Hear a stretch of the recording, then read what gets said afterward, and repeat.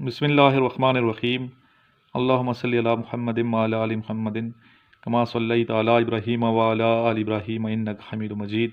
अल्लाहुम्मा बारिक अला मुहम्मदिन व अला आलि मुहम्मदिन कमा बारकता अला इब्राहीम व अला आलि इब्राहीम इन्नका हमीदुम मजीद।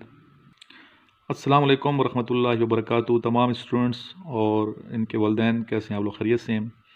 ये लेक्चर 146 PMA लॉन्ग कोर्स के हवाले से रिकॉर्ड हो रहे हैं और इसके अलावा जो students PN cadet batch 2020 bravo के लिए प्रिपेयर हो रहे हैं और GDP की तैयारी कर रहे हैं, उनको भी चाहिए कि इस लेक्चर को शुरू से लेकर आखिर तक गौर से सुनें। जी स्टूडेंट्स, फर्स्ट क्वेश्चन है जो अक्सर पूछा जाता है वो ये है, if a bus moving with a speed of 60 kilometre per hour and a train moving with a speed of twice, then how much distance covered by train in 30 minutes? I repeat the question. If a bus moving with a speed of 60 km per hour and a train moving with a speed of twice, then how much distance covered by train in 30 minutes? क्योंकि train की speed double है, ठीक है, तो इसका answer क्या होगा? Common sense answer होगा 60। In class of 150 students, 100 are girls and other are boys. Find percentage of boys. The answer is 33.3%। Formula कई दफ़ा मैं लिखवा चुका हूँ, आप प्रीवियस लेक्चर सुने, स्पेशली मैथ्स के जो लेक्चर हैं और मैथ्स के हवाले से एक फार्मूला की वीडियो बनी हुई है, तो वो आप ज़रूर सुन लें, आपको तमाम क्लियर हो जाएंगे इंशाल्लाह ताला। स्टूडेंट, ये क्वेश्चन बड़ा अहम है, बार बार पूछा जाता है ये। How many months of 31 days? कितने महीने हैं साल में जिनमें 31 दिन होते हैं? तो ये टोटल है 7। If a bus has 50 passengers, 20 of them are male, find percentage of female passengers। अगर एक बस में पैसेंजर यानी मुसाफिर 50 हैं, 20 मेल हैं, फीमेल की परसेंटेज पूछी गई है, तो बहुत आसान है, इसका आंसर है 60%। फीमेल 30 फीमेल हो गई, 30 को फिर डबल कर देंगे तो क्या बनेगा? 60%। जी ये क्वेश्चन है, quarter of 1/10 of 120 is equal to 12। जी स्टूडेंट, नेक्स्ट क्वेश्चन है, a 4th day of month is Friday, what will be 19th day of the month? A 4th day of month is Friday, what will be 19th day? 19th day of the month बनेगा Saturday.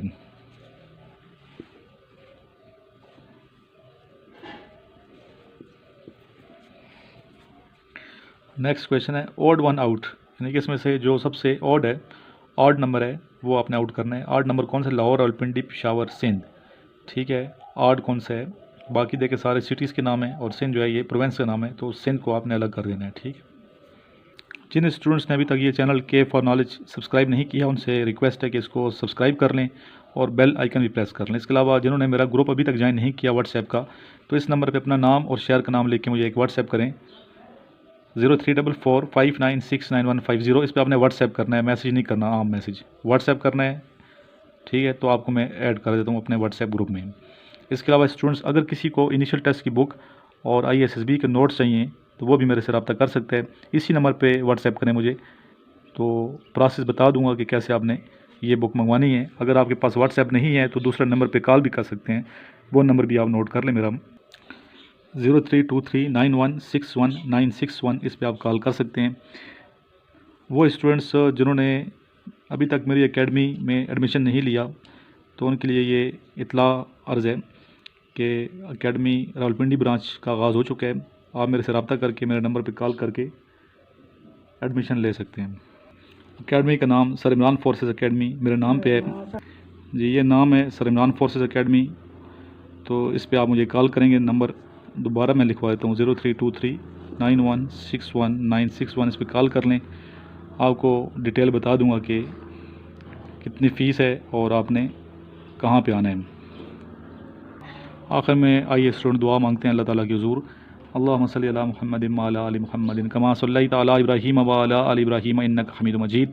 अल्लाहुम्मा बारिक अला मुहम्मदिन व अला आलि मुहम्मदिन कमा बारकत अला इब्राहीम व अला आलि इब्राहीम इन्नका हमीदुम मजीद। जज़ल्लाहु अन्ना सय्यिदना मुहम्मदन सल्लल्लाहु अलैहि वसल्लम बिमा हुवा अहलु। अल्लाहुम्मा सल्लि अला मुहम्मदिन व आलिहि व इत्रतिहि बियादि कुल्ली मालूमिन लका। या इलाही मुल्क पाकिस्तान की हिफाज़त फरमा। या इलाही तमाम स्टूडेंट्स जो मेहनत कर रहे हैं वो कामयाबी अता फरमा दे। या इलाही बीमारों को शिफा नसीब फरमा दे। या इलाही मुल्क पाकिस्तान की हिफाज़त करने वालों की हिफाज़त फरमा। तमाम मिल्लत इस्लामिया को अपना हिफ्ज़ अमान में रख तरक्की और उरूज अता फरमा दे या रब्बुल इज़्ज़त। अल्लाहुम्मा सल्लि अला मुहम्मदिन व अला आलि मुहम्मदिन कमा सल्लैता अला इब्राहीम व अला आलि इब्राहीम इन्नका हमीदुम मजीद। अल्लाहुम्मा बारिक अला मुहम्मदिन व अला आलि मुहम्मदिन कमा बारकत अला इब्राहीम व अला आलि इब्राहीम इन्नका हमीदुम मजीद।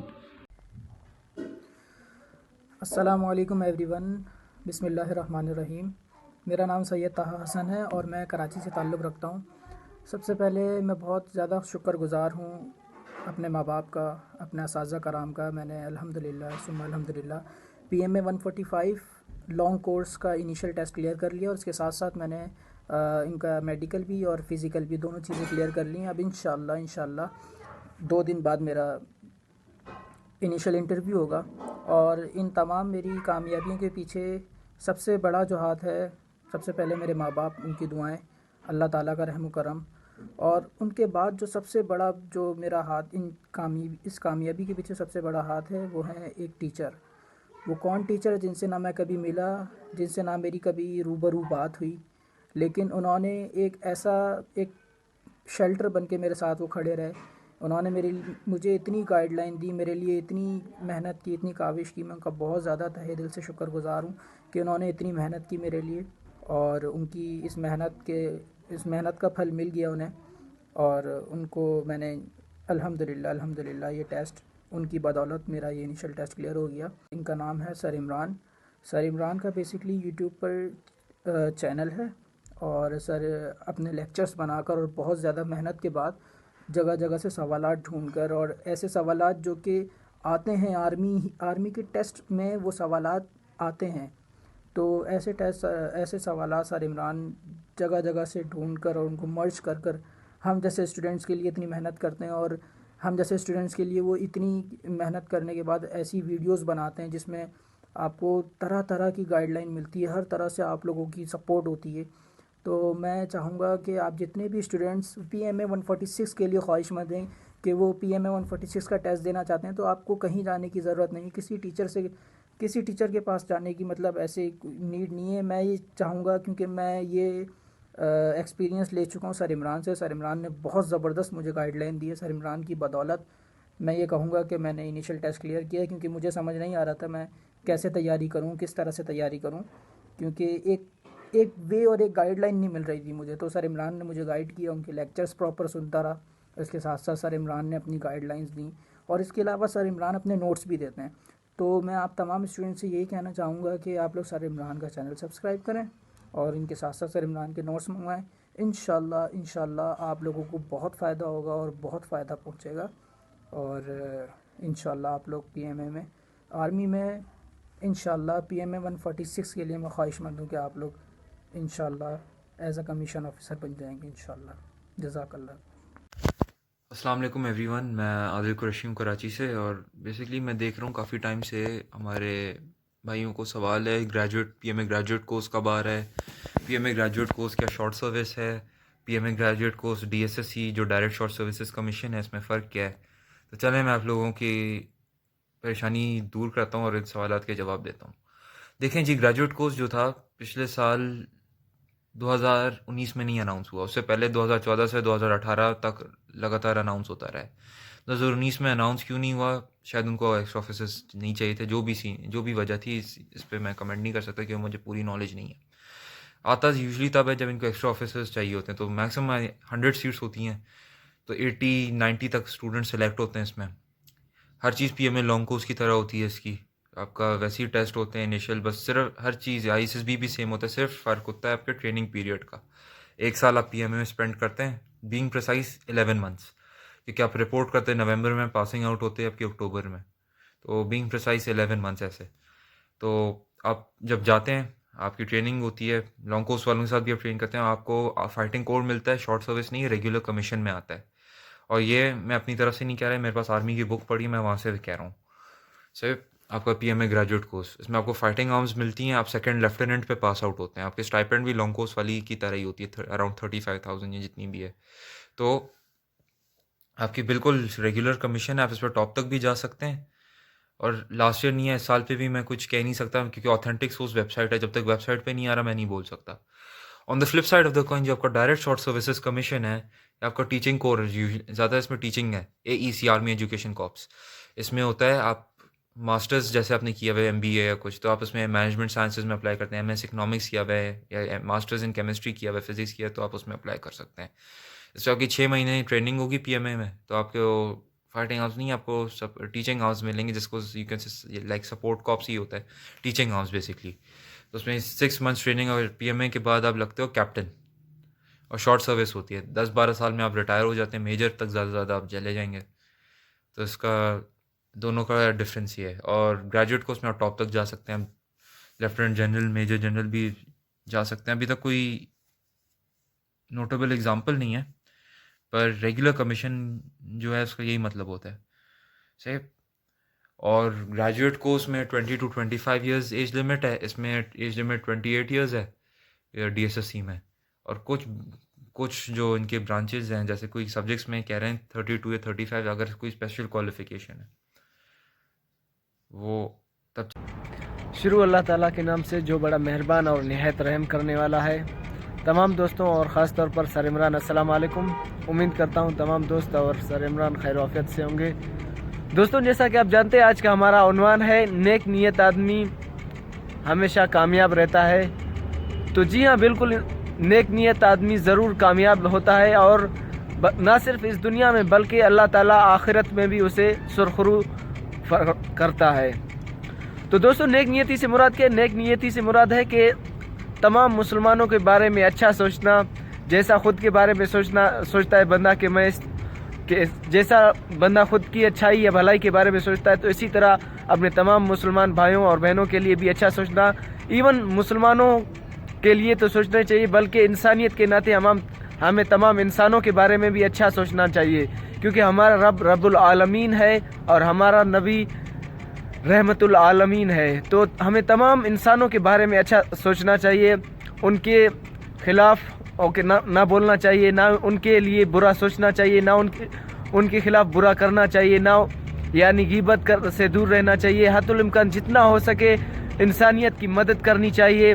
यानी आपको एक ऐसा शख्स बनना है कि आपकी गैर मौजूदगी लोगों को महसूस हो। ऐसा शख्स कभी ना बने कि आपका होना या ना होना किसी को आपके होने या ना होने से फ़र्क ना पड़े। यानी आपने अच्छा इंसान बनना है, हमेशा लोगों की मदद करनी है, ताकि आपकी गैर मौजूदगी में लोग आपको याद रखें। आपने देखा होगा, आपने ऑब्ज़र्व किया होगा, हमारे सामने बहुत सारी ऐसी मिसालें हैं जिन्होंने अपनी सारी ज़िंदगी लोगों की फलाह व बहबूद के लिए गुजार दी, लोगों की भलाई के लिए गुजार दी, लोगों की मदद करने के लिए गुजार दी। आज अगर वो दुनिया में मौजूद नहीं है, फिर भी लोगों के दिलों में ज़िंदा है। उनकी गैर मौजूदगी लोगों को महसूस हो रही है। तो आपको ऐसा शख्स बनना है, ऐसा शख्स और बनने के लिए लोगों की मदद करनी पड़ेगी, उनके नक्शे कदम पर चलना पड़ेगा, जिन्होंने जो काम करके आज दुनिया में ये मकाम पाया है। तो दोस्तों, ज़्यादा से ज़्यादा लोगों की मदद करें और उनको किसी भी किस्म का दुख पहुंचाने की कोशिश ना करें। अल्लाह ताला ने इरशाद फरमाया है कि मैं बंदों को अपने यानी जो ज़िम्मे होते काम, जैसे नमाज रोज़ा है, वो अगर चाहूँ तो बख्श सकता हूँ, लेकिन हुकूकुल इबाद कभी नहीं बख्शूँगा। हुकूकुल इबाद जब तक इंसान खुद दूसरे इंसान को ना बख्शे, मैं ना बख्शूँगा। तो लोगों ज़्यादा से ज़्यादा कोशिश किया करें कि किसी का दिल ना दुखाएं, और ज़्यादा से ज़्यादा लोगों की मदद किया करें। और दूसरी बात ये जहन में डाल दें कि नेक काम या अच्छा काम करने के लिए सिर्फ़ और सिर्फ जहन में ये ख्याल होना चाहिए कि मैं सिर्फ़ और सिर्फ ये काम अल्लाह की खुशनुदी के लिए कर रहा हूँ। इसमें कोई अपना मुफाद, ज़ाती मुफाद या कोई दिखावे का काम ना होना चाहिए। अल्लाह ताला ने इरशाद फरमाया है कि नमाज़ें पढ़ो, ख़ास अपने रब को राज़ी। हुज़ूर पाक सल्लल्लाहु अलैहि वसल्लम ने फरमाया कि नमाज़ें पढ़ो खास अपने रब को राज़ी करने के लिए। दिखावे वाली नमाज़ें ना पढ़ो, जिसमें अल्लाह ताला ने फरमाया जो दिखावे की नमाज़ें पढ़ेगा आखिरत के दिन उन अपनी नमाज़ों का सिला भी उनसे ही जाके मांगे जिनको दिखाने के लिए उसने नमाज़ें या इबादतें की है। तो हमें और सबको जो भी नेक काम, अच्छा काम करना चाहिए सिर्फ़ और सिर्फ अल्लाह ताला की खुशनुदी के लिए करना चाहिए। और इंशाअल्लाह उम्मीद है कि जो बंदा नेक काम करता है, अच्छे काम करता है, लोगों की भलाई के लिए काम करता है, लोगों की मदद करता है, किसी के बारे में बुरा ख्याल नहीं सोचता है, मेरा ईमान है कि वो लोग हमेशा दुनिया और आखिरत में कामयाब रहते हैं। अगर वो लोग दुनिया से रुखसत फरमा जाते हैं फिर भी लोगों के दिलों में हमेशा के लिए ज़िंदा रहते हैं, जैसे शुहदाए कराम है, हमारे अजीम लीडर्स रहनुमा हैं। तो दोस्तों ये कुछ मेरे पॉइंट्स थे, इस टॉपिक के हवाले से मैंने आपके सामने शेयर किए। उम्मीद करता हूँ इन पॉइंट्स पर अमल करोगे इंशाल्लाह। अगर सब इस पॉइंट्स पर अमल करने की कोशिश करें तो इंशाल्लाह हमारे मुआशरे से बुराई का बिल्कुल ख़ात्मा हो जाएगा और सब अच्छी ज़िंदगी गुजारेंगे। तो इस पॉइंट्स के साथ मैं अपना टॉपिक ख़त्म करता हूँ। अस्सलामु अलैकुम। Start with the great name of Allah who is king of the Kings, who is Rahman and Rahim. Hi all friends, especially Sir Imran, Assalamu alaikum. Okay dears, today's very cold weather is here in Quetta and little snow falling in our city Quetta. I must invite to my all friends that must visit here in Quetta to visit the all beauty places of Quetta, natural beauty places of Quetta like Hana Jheel and Bolan Valley and other precious places are here present in Quetta. So I'm coming to my point that friends, as you know that today our topic given to us by our teacher that life is not a bed of roses. Yes, it is true that life is not a bed of roses, because in life we can face different problems, different tasks, different situations. We have to find it. We have to face the different situations, problems, because in our life is a test. During test, you know that a student can't setable. He have to try. He have to prepare himself for his exam. So our life is like a test. We have to prepare ourselves. How prepare ourselves for the exam? We have to be cooperative, we have to be sincere, we have to be truthful, we have to be honest, we have to be make happy to our all friends, relatives, and we have to do something for our generations. For these things, we have to find difficult situations, we have to face difficult situations, because doing these things are not easy. That's why the great person says that life is not a bed of roses. So friends, that's why for doing these all things we find many difficulties, but what we say in real we looks like we are in difficult situations, difficult conditions, but by heart a honest person feels that really I am sleeping on the bed of roses by heart. But in real life he looks like he is facing difficult situations, difficult ways, because a honest person, a sincere person always find he has always his opposite persons like enemies, because he is sincere person.